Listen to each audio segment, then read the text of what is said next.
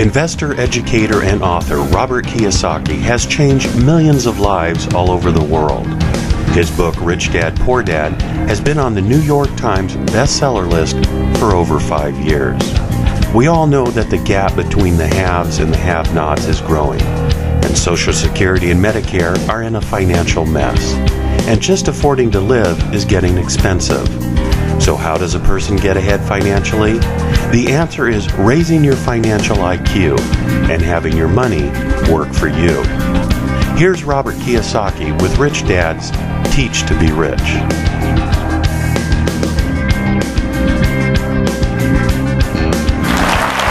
Thank you. Thank you very much. Thank you. Thank you. Thank you. You're very kind. Thank you. Please take your seats. Thank you. May I see a show of hands? How many people have already read Rich Dad, Poor Dad? Good. Thank you. Has anybody not read it? Oh, good. There's still a few customers out there. I'm glad to see that. I'm not going to be talking so much about Rich Dad, Poor Dad today, but I'm going to be on this program. But I'll be talking about this book here. It's our latest product called Teach to Be Rich. And in my opinion, it's a whole new direction for Rich Dad and Men out there. I'm glad to see that. Anyways, we're going into trying to do our best to solve what I consider to be a massive, massive financial problem, not only in America, but throughout the world here. And when you look at the globe here, my personal concern is this growing gap between the haves and have-nots. And all throughout the world, no matter where I go, there's always people who are rich in every country, but there's also the poor, and there's also those that are, struggling financially. So this product, Teach to Be Rich, is really designed to help solve, and there's many causes of the problem, but one way of solving that problem is through education. So that's what this Teach to Be Rich product is about. And if I could explain what's happening in our school systems, there's many types of education, like there's music education, health education, cooking education, stuff like this. But to be successful in today's complex world and getting more complex world, we need 3 types of basic education. And one of them is academic education, which is reading and writing and arithmetic. It's very important that you be able to read and write. The second type of education is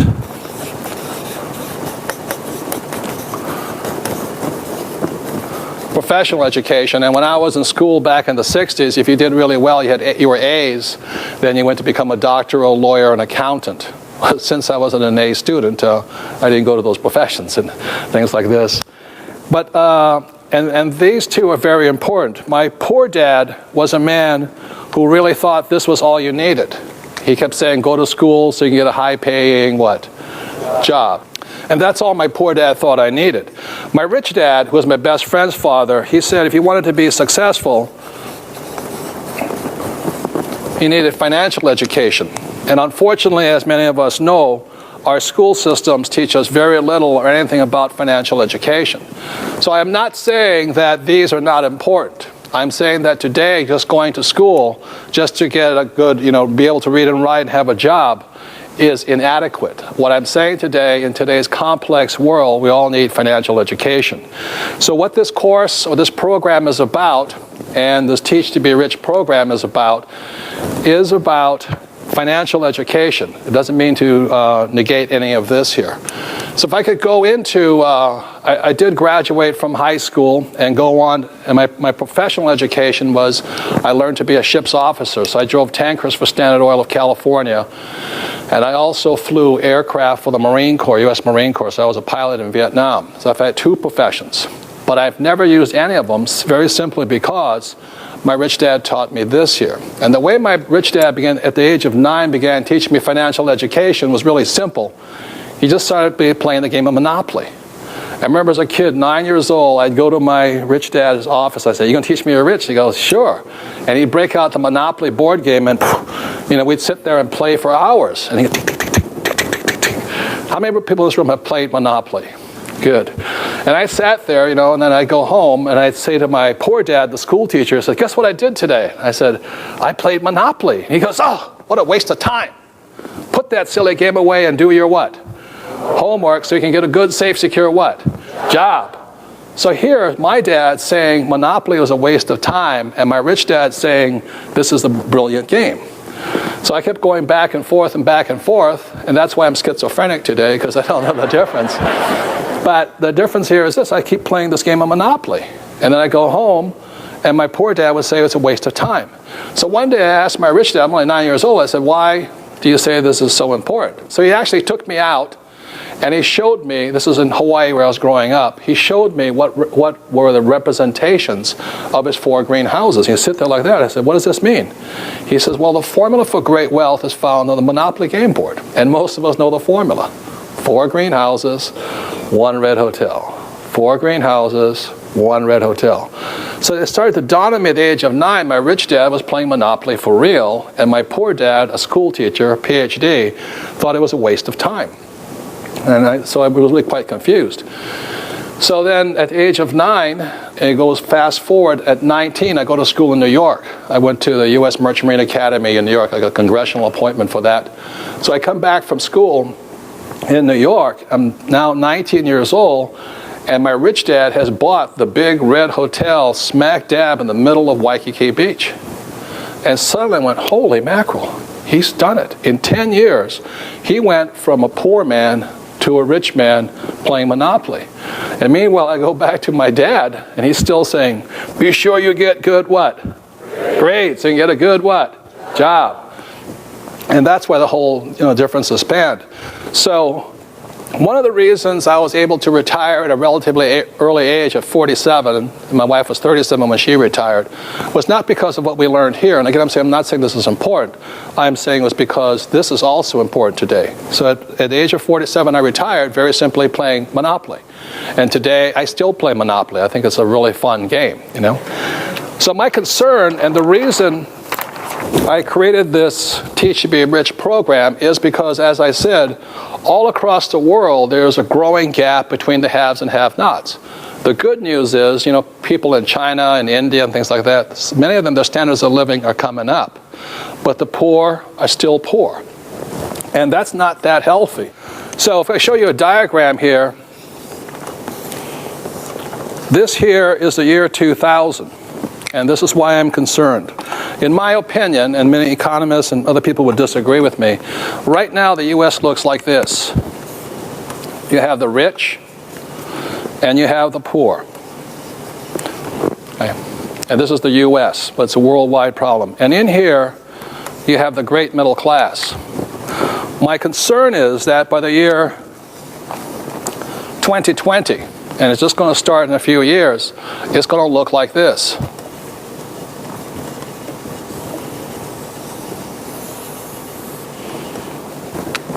In a few years, due to a lack of financial education in America, I predict that there will be more rich, and I intend to be one of them, but there will also be more poor. There will be an increasing number of poor. How many people know family or friends or co-workers who have nothing set aside for their retirement? Good, thank you. And that's what I'm concerned about. And what I'm really concerned about is this, I've been going into it as time goes on, is one of the reasons this problem happened is very simply because our school system still teaches us nothing about money, and people like my poor dad, a school teacher, always said the government should take care of you. And our problem right now is in America, from presidents on down, there are millions and millions and millions of people who are on the government handout. I mean, Clinton is on the government handout, every senator is on it, military officers, firefighters, soldiers, and everything. They're all on this government handout. And what I'm concerned about is America, which is a great rich country, will soon become a very poor country. Does that make sense to you guys here? And the reason we become poor is simply because we have so many people, not just poor people, expecting the government to take care of them. The concern here is this. This here is the middle class. And these are the guys that are going to pay for these guys here. Does that make sense to you? And I can hear some of you saying, well, it's not my problem because I'm still young. How many people in this room were born after 1964? Good. I want to thank you because you're the ones to be paying for my retirement. And these are the people that pay the taxes. So the reason I created Teach to Be Rich here is very simply because I predict, and I could be wrong, like in the next 20 years, even though it's a worldwide problem of this gap between the haves and have-nots, even in the richest country in the world, in the next 20 years, we're going to see a transfer going this way. So you'll see more rich people in America, but you'll also see more poor people. And in my opinion, what got us into this problem of this so many poor people in the richest country in the world is because we have a lack of financial education. In my opinion, the way out of the problem is also to increase financial education. So the reason I created this product here, again, I'm not blaming school teachers. It is a system of education that has not, supported this here, and I think it's by design here, that we need this. So I'm asking every one of you at home and in this audience today is to consider it, is to learn to teach other people to be rich. And the reason we created this product is because I became a rich person by teaching. I've been teaching now since 1980, and but not in the school system. I wouldn't work for that pay scale. And I make millions of dollars a year as a school teacher. But the main reason is not so much to make myself money. The main reason I found teaching to be one of the best professions of all, and I didn't come across my profession until I was 40 years old, because I hated school. I found school the most boring, inhumane place. I didn't know I was stupid until I went to school. I said, what do you mean I'm stupid? So I would not create a product that is like the school system. For years I have practiced and learned how to make education more fun. How to make it more entertaining, how to make it more effective, how to make it so the person learns something rather than sits there bored, stiff, and falling asleep all the time. So that's what they created this product for, but in the positioning statement on this book it says, why teach to be rich? So regardless if you're a teacher or not a teacher, if you have a sincere desire to help solve this problem called growing poverty in America, but also desire to help yourself and help your family and your friends, because I suspect this is a very big problem. But the reason this Teach to Be Rich works is because the best way to learn is to teach what you want to learn. How many people have found that out? That if you wanted to learn how to play golf, one way is to teach other people to play golf, except if it's your wife. You never do that. That's rule number one in golf. Don't teach your wife to play golf. But anyway, one of the best ways to learn is to teach. And the second reason for this product is, and the best way to get rich is help other people to get rich. Does that make sense to you guys here? So this is a product. It comes in basically 3 different parts. Number one, I'll go into the macroeconomics, because although I didn't do well in school, I did like history. And I studied history. For some reason, I really enjoy history. And that was one of the only few subjects I got A's in. The second part of this book here is, it's about education, is how we learn. And again, I'll say it, I would not ever ask anybody to teach the way our school system teaches. It is the most inhumane, boring way to learn. It only works for about 20% of the population. How many people are ever bored in school at times? How many people ever wondered, why am I studying this? Everyone wonders, how am I going to use this in the real world? Right? Well, this book sort of answers it. So this is a very practical book. So number one, it's about history, how we got into this problem. Number two is some of the lessons I learned after 25 years of teaching, how to make it more effective for more people, more fun.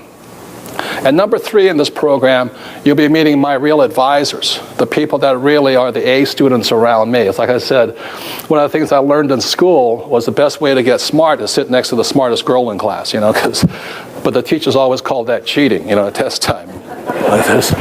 But in the real world, that's called cooperation, and stuff like this. So later in this program, you will be meeting some of my real advisors. And again, as the introduction said, your financial advisor may not want you to look at this program. And the reason they may not want you to look at this program is because in this program, you will learn that some of the best financial advice is bad financial advice, like the advice of work hard. How many people are told to work hard? How many people are taught to save money? Good. For those of you who think saving money is interesting, stay tuned. You'll find that's one of the worst, most risky investments you can do. 3 is invest for the long term. Or get out of debt. How many people have heard get out of debt? Good. You'll find out the people that win are people who are debtors, and savers are losers. And the 4th thing is invest for the long term. How many people have heard that one? And how many people heard the word diversify, diversify? Good. In this program, you'll find out why that is very bad financial advice. But the only reason it's good financial advice is because most people don't have this. It's good financial for these people. Save money, work hard, get out of debt and all, but not for these people who have this here. So that's really what the program is about. My concern, again, is, like I said, right now in the year 2000, we have a strong middle class. The economy's booming. Housing prices are up and things like this, but it's going to start shifting here. And the main reason it's going to start shifting is, if we can go to the plasma up here, there are 5 major macroeconomic events that are starting to happen right now that may cause America tremendous problems.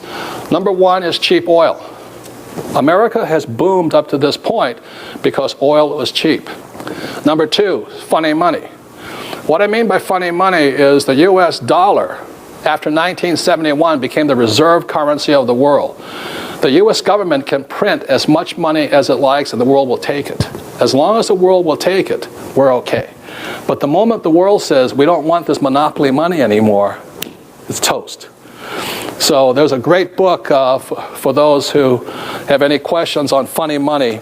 It's written by a friend of mine, Richard Duncan, and it's called The Dollar Crisis. And he goes into explaining why the US dollar, how it got to be the most powerful single currency in all the world. We have never been here before, ladies and gentlemen. We have never been here where there was one currency that dominated the world. And the problem with it, the federal government is printing it faster than any of us could ever save it. And so that's why I say funny money is going to change and it'll only change if the rest of the world says we won't accept it. And already the petrodollar countries who have oil are now thinking about not accepting the US dollar. If that ever happens, we're toast. They'll start taking the euro and other currencies. If that happens, everything as we know it as this economy crashes, or at least changes. So that's why this book here, The Dollar Crisis by Richard Duncan, is a very important book to read. The 3rd reason why I'm predicting this is going to happen right over here is right now America has a very young labor force. The baby boomers, one of the biggest booms ever hit. It's worldwide. In America, there's approximately 75 million baby boomers. In 2008, which is only about 2 years away, the first baby boomer starts to retire. Number 4, China and Russia were communist back in the year 2000. Now they're capitalists. You have no idea what that means. You have no idea, because the oxymoron is something like military intelligence, postal service.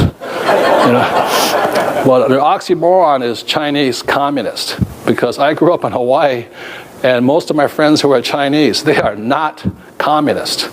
My Chinese friends are all capitalists. They're some of the smartest money guys I've ever met in the world. In fact, Hawaii is owned by the Chinese today. They're so smart. And now that they're coming on, in 2001, China was allowed to enter the WTO, the World Trade Organization, and they're coming on strong. Russia's coming on strong. Eastern Europe's coming on strong. What that means for all of us here is this idea of a safe, secure job with benefits, like the transit strikes and all that. It's toast. If you're thinking right now that you can keep getting a pay raise, think again. Because the guy that's competing for your job now lives in China, India, or Russia. That's the problem of the world right now. And the 5th point, America is rich. Up to 2000, we're the richest country in the world. Will we continue to be that? I don't know. There's a good possibility that we might become, right now we're the biggest debtor nation in the world, and the only reason we're the biggest debtor nation in the world is because funny money. So I'll just summarize right now is the main reason I created this book is because we're making the shift right now. And I am concerned not only for myself and my family and my friends, but I am concerned about you.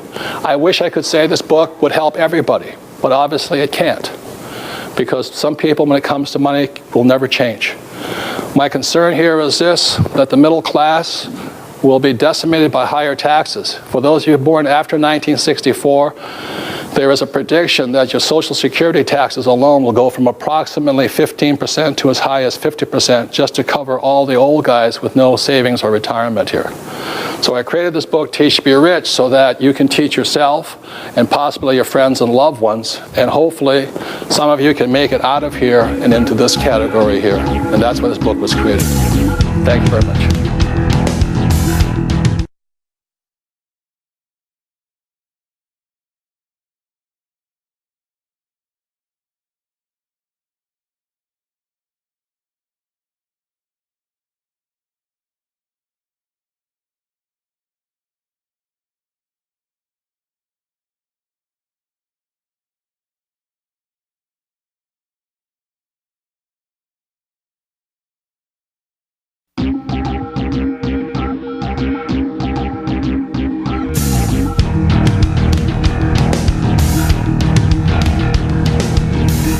Investor, educator, and author Robert Kiyosaki has changed millions of lives all over the world. His book, Rich Dad, Poor Dad, has been on the New York Times bestseller list for over 5 years. We all know that the gap between the haves and the have-nots is growing, and Social Security and Medicare are in a financial mess, and just affording to live is getting expensive. So how does a person get ahead financially? The answer is raising your financial IQ and having your money work for you.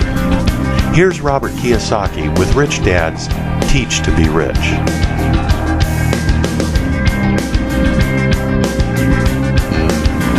So welcome back, and before I go into Teach to Be Rich, the program, I thought I'd give you a little bit of my background on Rich Dad, Poor Dad for those who may not have read the book. For those who may not have read the book, because my name is Robert Kiyosaki, it sounds like Kawasaki.